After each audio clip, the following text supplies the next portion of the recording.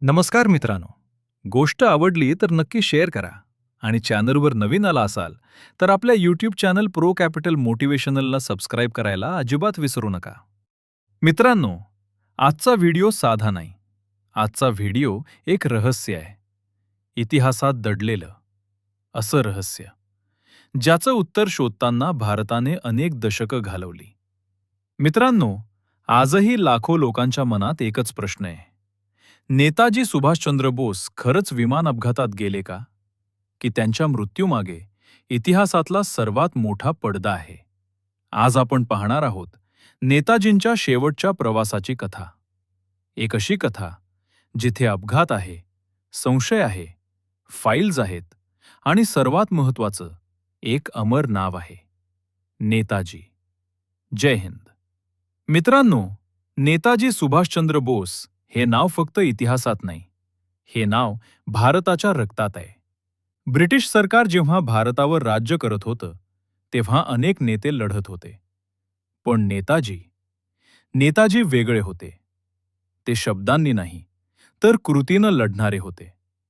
त्यांनी म्हटलं, तुम मुझे खून दो, मैं तुम्हें आजादी दूंगा. त्यांनी स्थापन केली आझाद हिंद सेना, एक अशी सेना जिने ब्रिटिश साम्राज्याला हादरवलं. ब्रिटिश सरकारच्या फाईल्समध्ये एक वाक्य लिहिलं होतं, Subhash Bose is the most dangerous man for British India. कारण नेताजींमध्ये आग होती, स्वातंत्र्याची आग. मित्रांनो, 1945 दुसरं महायुद्ध शेवटाकडे चाललं होतं. जपान हरत होता, जर्मनी पडला होता आणि नेताजी त्या काळात जपानच्या मदतीनं आझाद हिंद एसझेड सेनेचं नेतृत्व करत होते. पण परिस्थिती बदलत होती. जर जपान पूर्णपणे पडला तर आझाद हिंद सेनेचं भविष्य संपणार होतं. नेताजींना समजलं, हा शेवट नाही, हा नवीन प्लॅन आहे. नेताजींचा पुढचा निर्णय होता सोव्हिएत रशियाकडे जाण्याचा. कारण त्यांना वाटत होतं, रशिया भारताच्या स्वातंत्र्य लढ्याला मदत करू शकतो. पण हा प्रवासच इतिहासातला सर्वात मोठा रहस्य बनणार होता. 18 ऑगस्ट 1945 तैवान. त्यावेळेला नाव होतं तायहोकू, आजचं तायपे. सकाळची वेळ. विमानतळावर शांतता होती. नेताजी एका विमानात बसले.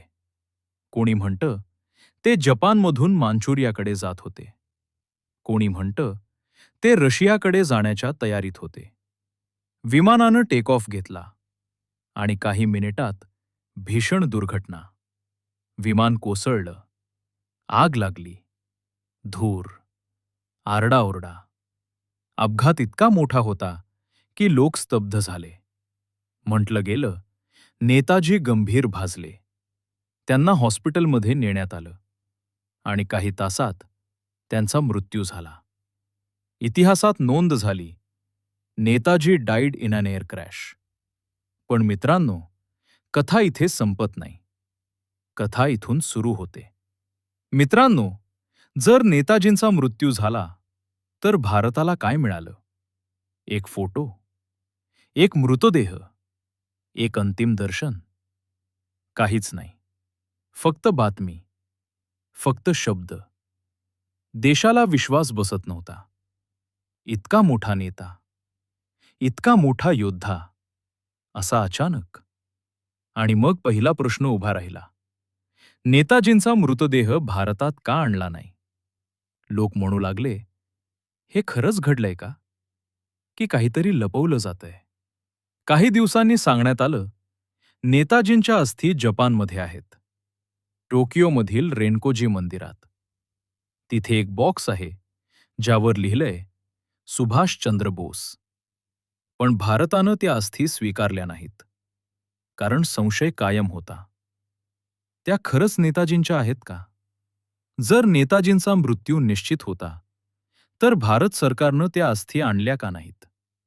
हा प्रश्न अजूनही जिवंत आहे. मित्रांनो, जेव्हा सत्य अस्पष्ट असतं तेव्हा अफवा जन्म घेतात. लोक म्हणू लागले, नेताजी जिवंत आहेत, ते संन्यासी झाले, ते हिमालयात आहेत, ते गुप्त मिशनवर आहेत.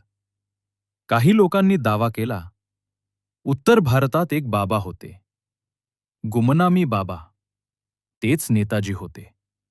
लोकांनी त्यांच्यात नेताजींची छाया पाहिली. पण सत्य कोणी सिद्ध करू शकलं नाही. भारत सरकारनं चौकशी सुरू केली. 3 मोठे आयोग, शाहनवाज आयोग, खोसला आयोग, मुखर्जी आयोग. पहिले 2 आयोग म्हणाले विमान अपघात झाला होता. पण मुखर्जी आयोगानं सांगितलं अपघाताचा ठोस पुरावा नाही. आणि भारत पुन्हा हादरला. जर पुरावा नाही तर सत्य काय? मित्रांनो, नेताजींच्या मृत्यूभोवती गूढ का टिकू नये? कारण नेताजींचं आयुष्यच गूढ होतं. ते अचानक गायब झाले आणि त्यांचा शेवट कोणी पाहिलाच नाही. आजही काही फाईल्स गुप्त आहेत. आजही काही रहस्य उघडलेलं नाही. नेताजी इतिहासातले एक प्रश्नचिन्ह बनले. कल्पना करा मित्रांनो, जर नेताजी जिवंत असते तर भारताचं राजकारण बदललं असतं. स्वातंत्र्यानंतरचा इतिहास वेगळा झाला असता. पण नियतीनं भारताला त्यांचा शेवट गूढतेतच दिला. पण एक गोष्ट मात्र स्पष्ट आहे, नेताजी शरीरानं गेले असतील, पण विचारांनी आजही जिवंत आहेत. मित्रांनो, नेताजींच्या मृत्यूचं सत्य आजही पूर्ण स्पष्ट नाही. पण नेताजींचं बलिदान स्पष्ट आहे. त्यांची देशभक्ती स्पष्ट आहे. त्यांचा नारा स्पष्ट आहे, जय हिंद. आणि कदाचित नेताजींचं खरं अमरत्व त्यांच्या मृत्यूत नाही तर त्यांच्या विचारात आहे. जय हिंद, वंदे मातरम. ही माहिती ऐतिहासिक अहवालांवर आधारित आहे. कुठल्याही अफवेला प्रोत्साहन देण्याचा हेतू नाही. धन्यवाद.